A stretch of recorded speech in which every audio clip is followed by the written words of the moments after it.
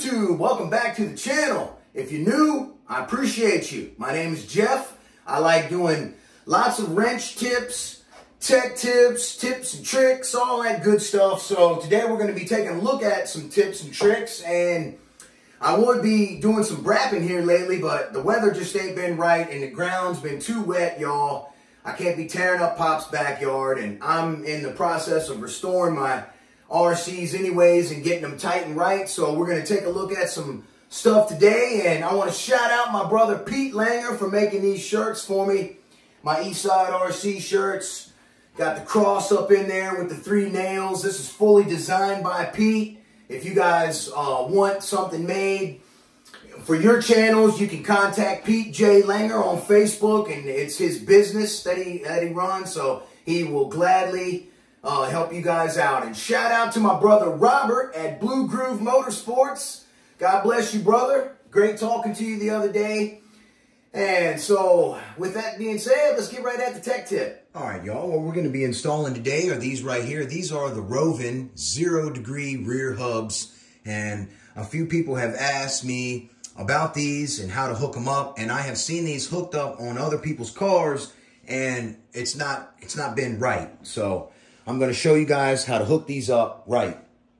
A lot of people will use these right here, and what they will do is they will turn these and put them in there like this.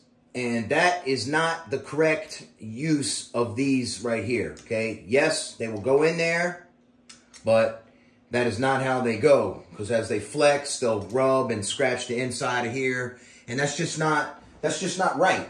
These are made to go like this in a vertical position, horizontal, I mean, not vertical, okay? So once you get them loose, you just go ahead and thread these off of here. What I like to do is take a 10mm wrench and thread this off, which I've already loosened it. And then I will crack this one here, and what I will do is run this in a little bit more so that there's more of this turnbuckle up into the A-arm here. So there's just enough hanging out to install the correct fitting, which I'm going to get right now. The correct piece to use are these right here. These are from Detroit Performance, from Taylor RC. This is a steel heim joint from Taylor RC, and this is a 10mm flat on here, so you'll tighten this up with 10mm, and this is going to sit just like this in the rear hub. So let's go ahead and get it installed. All right, guys, first thing I like to do is fit these up in here. These are a copy of the Hostile, these Rovin ones. I think I got these from AliExpress. The ones that Dan sells do come with a heim joint, but they will wear out rather quickly. That's why I choose to use the steel ones from Taylor RC. I like to pre-fit these in here and hold the pin and check the play. As you can see, there's some slop there. That's no bueno for Eastside RC, all right? Y'all know I like it tight and right. So what we're going to do is we are going to take a 0.5mm shim from Team Fast Eddie. We're going to fit it up in here like so. Then we're going to put this in here. Well, I can tell you right now, it's going to be perfect. Bam! And we have zero slop. Just enough play so that it's nice and movable, all right? You always want to check that once you get that.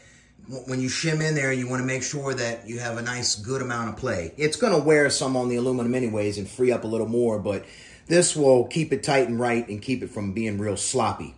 So once we got that in there, and you guys see how I use my zip ties to hold everything up so it's not falling down. That's another nice little tech tip. You can buy the ones that you just pinch here, and you can reuse these. Reusable zip ties. They come in handy.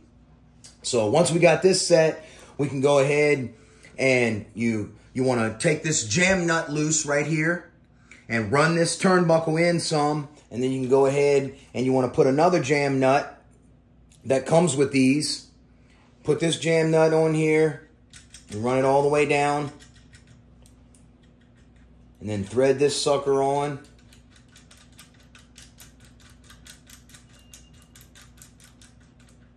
okay? Like so. And put this in here like this. And put your bolt through there. And what I like to do is I like to check this to make sure that the camber is set correctly.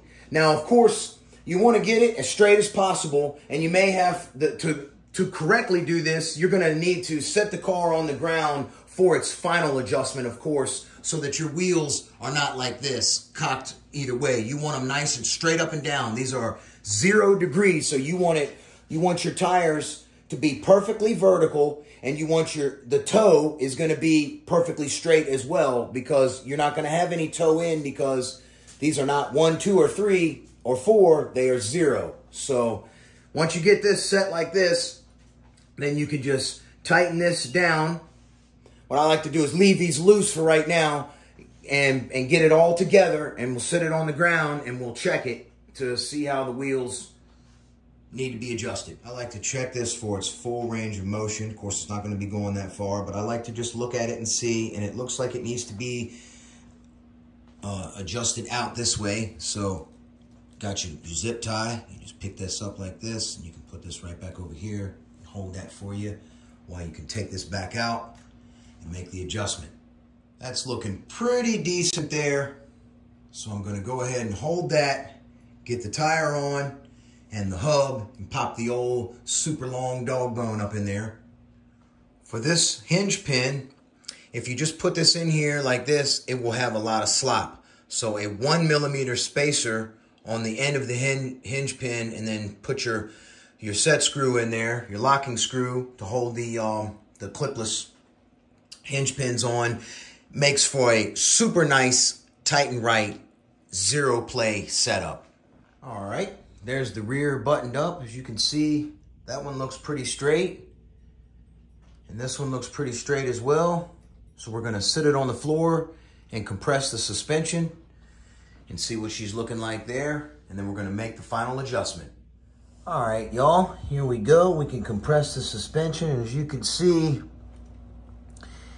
the wheel straightens up. It's cocked in just a little like that, but it straightens right up when the suspension is compressed. That's exactly what we want. When you're on the gas, it straightens up. Again, on this side, you can see it goes straight. So, see there? That's perfect. That's exactly what we want. All right. What I like to do is, see that space right there? This is the other side locked up. I like to take my micrometer and stick it in there and get it measured, and we got 3.06. It was actually 3.05. I just bumped it.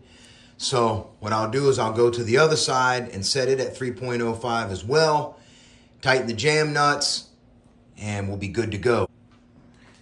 All right, what I like to do is put the wrench here, make sure this is perfectly straight. Then I use these little ignition wrenches right here. And I just go in here like so.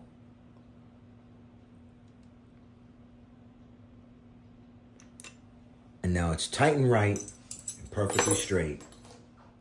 And there is the finished product. Equally spaced on both sides, straight, tight and right. No Loctite needed, because you're jamming it with the jam nuts.